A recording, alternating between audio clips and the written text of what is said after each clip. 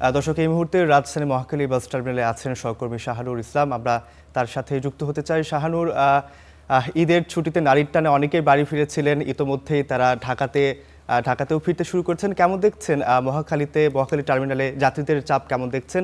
কোনো ভোগান্তি দেখতে পাচ্ছেন কিনা? এখানে কিন্তু আসলে যাত্রীর যে চাপ আমরা টার্মিনালের দেখতে পাচ্ছি। এর আগে যে বিআইডব্লিউটিএ থেকে জানাচ্ছিলেন যে লঞ্চে যাত্রীর উপচে পড়া ভিড় রয়েছে, মহাখালী টার্মিনালে কিন্তু ঠিকই তার বিপরীত চিত্র।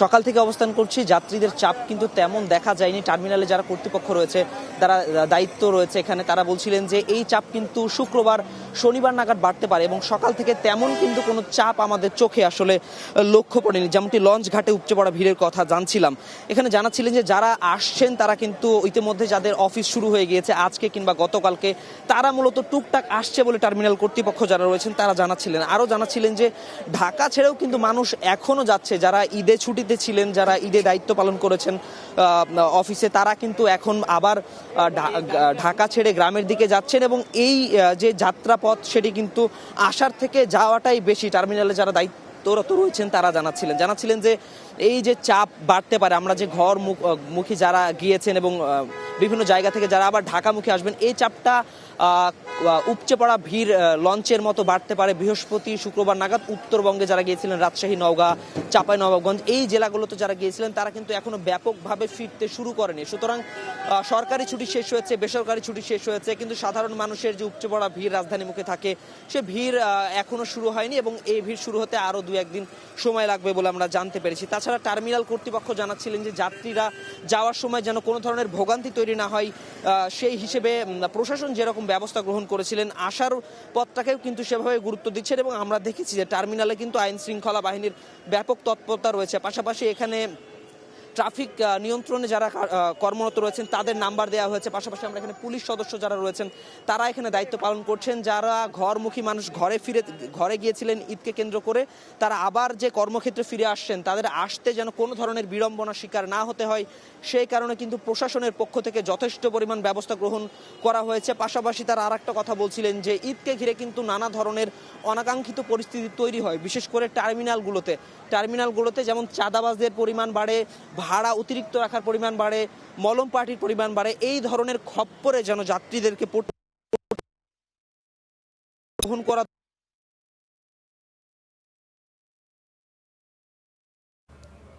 শাহরুর, আপনাকে অসংখ্য ধন্যবাদ গুরুত্বপূর্ণ তথ্য দিয়ে আমাদের সহযোগিতা করার জন্য। দর্শক, এবার যাচ্ছি রাজধানীর বাহিরে। নরসিংদী রেল স্টেশনে বজলুল আমিন চৌধুরী এবং সাতক্ষীরা থেকে সড়কের খবর জানাবেন গাজী ফরহাদ। আমরা শুরুতে ফরহাদের কাছেই যেতে চাই। ফরহাদ, যাত্রীর চাপ ঘিরে টিকিটের কোনো সংকট বা বাড়তি ভাড়া নেওয়ার অভিযোগ আছে কিনা? আপনার কাছে এখন পর্যন্ত কি তথ্য আছে জানাবেন আমাদের।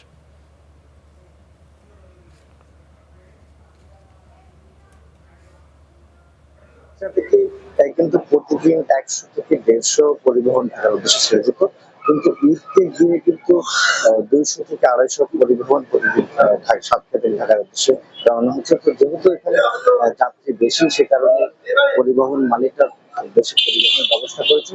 তো যাত্রীরা যেমন এখানে বাড়তি ভাড়ার কথা বলছেন, তাদের কাছ থেকে বাড়তি ভাড়া নেওয়া হচ্ছে, সেক্ষেত্রে পরিবহন সংশ্লিষ্ট যারা রয়েছেন তারা কিন্তু বলছেন যে নির্ধারিত মূল্যেই তারা নিচ্ছেন। এর বাইরে যে সংকটটি আমরা দেখেছি, যে এখান থেকে যে পরিবহনগুলো ছেড়ে যাচ্ছেন তারা আমাদেরকে জানিয়েছেন যে ঢাকা পর্যন্ত যেতে তাদের যে পর্যাপ্ত তেলের দরকার, সেই জ্বালানির তেল কিন্তু তারা পাচ্ছেন না। তারা পথে একাধিক পাম্প ঘুরে ঘুরে কিন্তু তেল সংগ্রহ করছেন, যে কারণে যাত্রীদের কিছুটা ভোগান্তি হচ্ছে। আমরা সকাল থেকেই সাতক্ষীরার সঙ্গীতা মোড় এলাকা, যেখান থেকে পরিবহনগুলো ছেড়ে যায়, এলাকায় দেখছি যেখানে কিন্তু যাত্রীদের চাপ রয়েছে।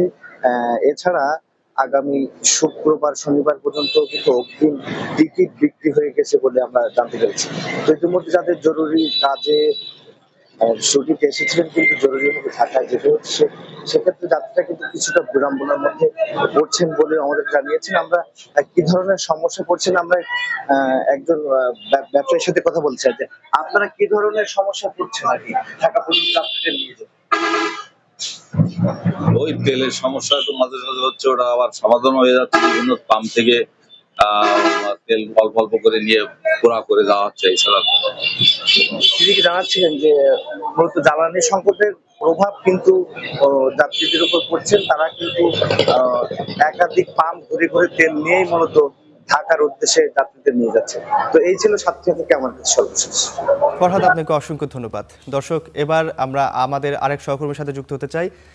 নরসিংদী থেকে যুক্ত আছেন আমাদের সহকর্মী বদরুল, আমরা তার কাছে যেতে চাই। বদরুল, রেল স্টেশনে ঢাকামুখী যাত্রীর চাপ কেমন দেখছেন? সেখানে কোনো ভোগান্তি দেখতে পাচ্ছেন কিনা জানাবেন আমাদের।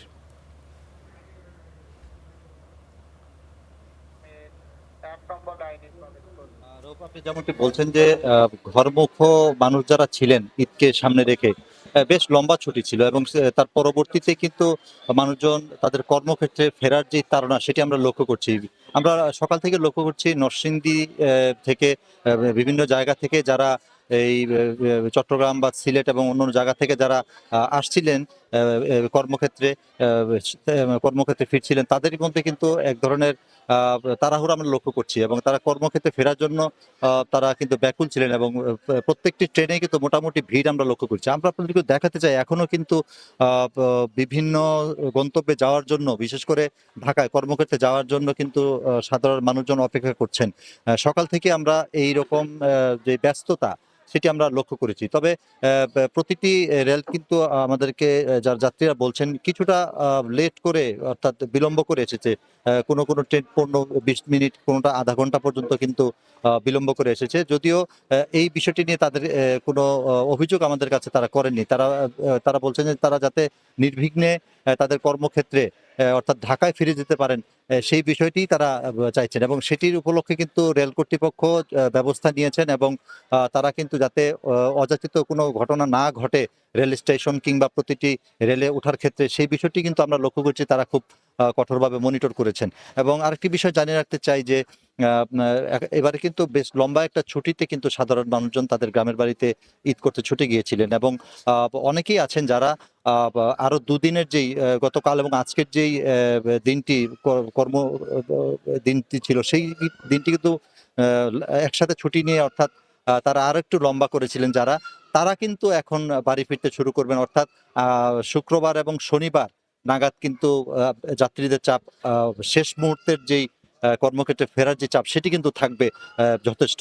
আমরা সেটি লক্ষ্য করছি এবং এখানে যারা রয়েছেন তারাও সেটি আমাদেরকে বলেছেন। তবে মোট কথা বলা চলে যে এখন পর্যন্ত বাড়ি ফিরছেন, বাড়িতে যারা গিয়েছেন তারা কিন্তু ইতিমধ্যেই কর্মক্ষেত্রে ফেরা শুরু করে দিয়েছেন। তো এই ছিল আমার কাছে নরসিংদী রেলওয়ে স্টেশন থেকে সবশেষ পরিস্থিতি। রোগ বদরুল, আপনাকে অসংখ্য ধন্যবাদ।